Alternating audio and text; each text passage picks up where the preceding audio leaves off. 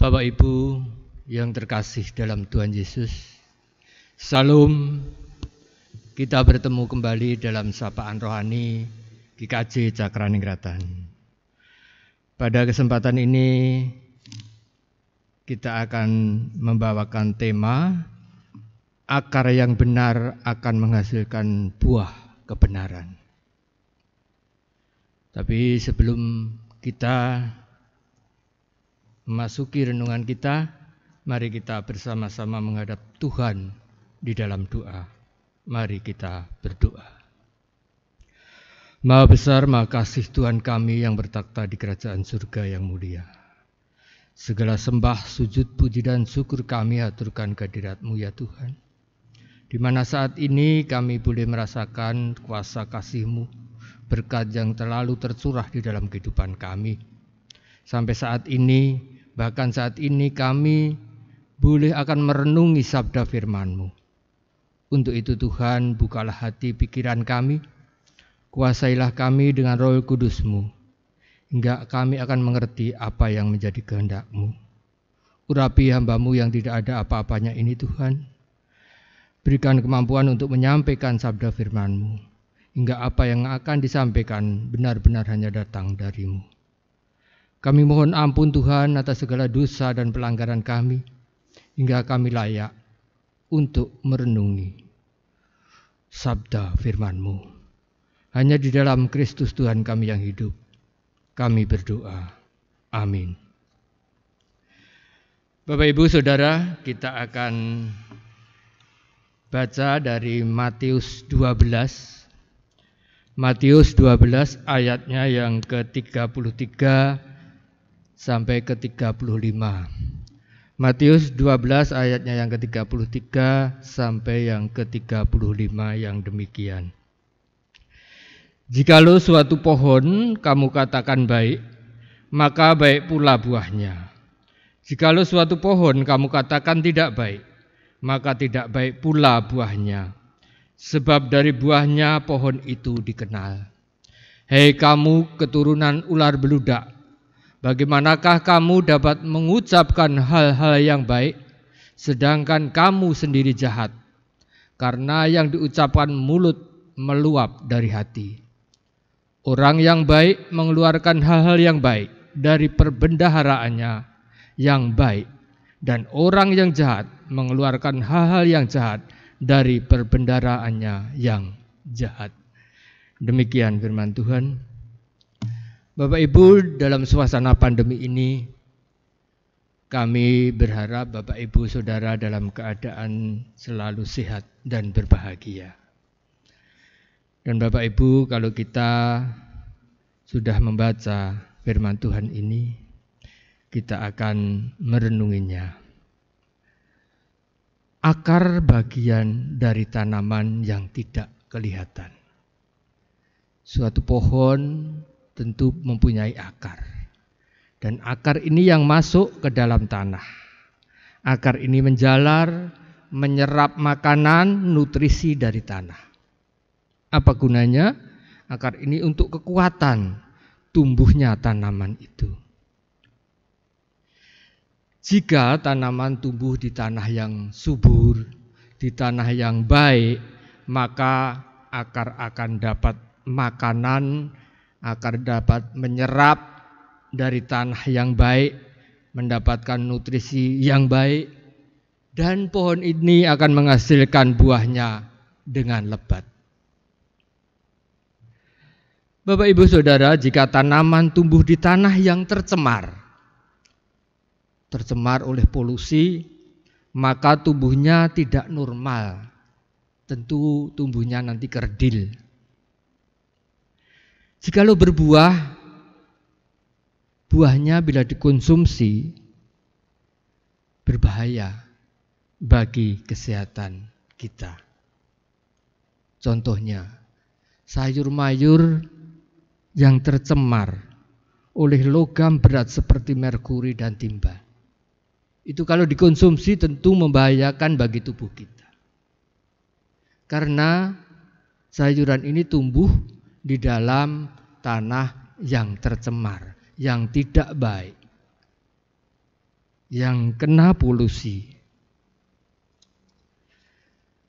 Bapak Ibu, kalau kita implementasikan di dalam kehidupan kita, sama seperti akar pohon,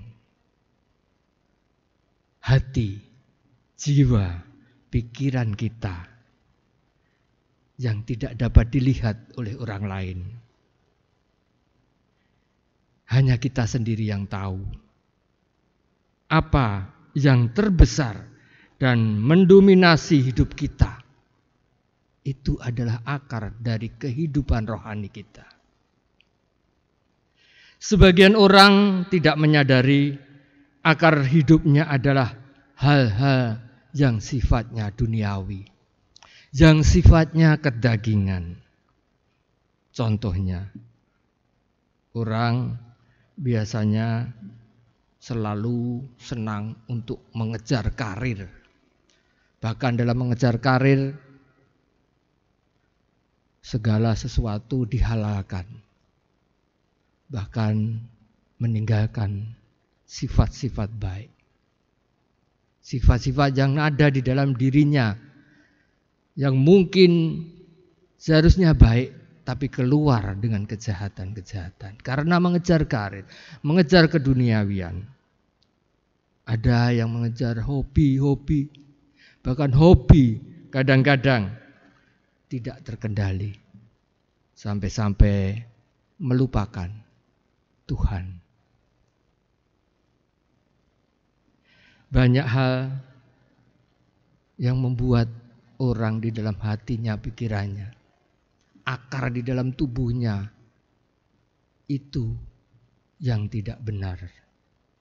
Seorang mempunyai gelar yang tinggi akan merasakan kadang kesombongan dirinya. Bahkan dia melupakan bahwa gelar ini adalah pemberian Tuhan. Atau kadang kesenangan-kesenangan yang lain. Senang shopping, senang makanan yang enak-enak. Itu hal-hal yang duniawi, Bapak Ibu. Bahkan yang sering kali mendominasi di dalam kehidupan kita, kehidupan orang-orang, kebanyakan adalah cinta uang. Ketika kesehatan dikorbankan untuk mengejar uang. Berteman, mempunyai teman, mencari teman hanya dengan motivasi untuk mendapatkan uang. Bahkan ada yang mengorbankan Tuhan demi uang dan memanfaatkan nama Tuhan demi uang. Inilah yang menyebabkan akar rohani kehidupan kita hanya uang, hanya hal-hal yang duniawi, hal-hal yang kedagingan. Seperti bacaan di atas Bapak Ibu, jika sampai akar hidup kita salah, tentu hidup kita tidak akan menghasilkan buah. Kalaupun berbuah, buahnya juga salah, bukan buah kebenaran. Seperti kalau akar kita jahat di dalam diri kita, di dalam hati kita, di dalam pikiran kita jahat, yang keluar tentu kejahatan. Orang yang mempunyai akar rohani yang baik dalam hidupnya akan mengeluarkan hal-hal yang baik dari dalam dirinya. Maka dari itu Bapak Ibu Saudara, kita tengok kembali dalam kehidupan kita, dalam diri kita. Apakah akar hidup kerohanian kita sudah benar, sudah baik, sudah mengarah kepada Tuhan, atau mengarah kepada kedagingan.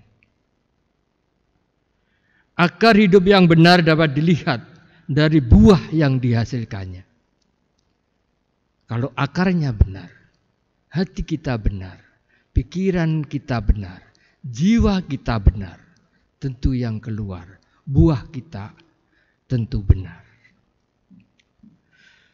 Marilah kita selalu berusaha untuk mempunyai akar hidup yang baik dan benar, sehingga hidup kita akan menghasilkan buah kebenaran, buah yang dapat dinikmati untuk sekeliling kita. Hidup kita akan mempunyai arti, hidup kita akan mempunyai manfaat untuk kemuliaan Tuhan, untuk keluasan kerajaan Tuhan, untuk orang-orang di sekitar kita. Semoga kita dimampukan untuk mempunyai akar kerohanian hidup kita yang baik dan benar di dalam tuntunan Roh Kudus. Tuhan Yesus memberkati. Amin.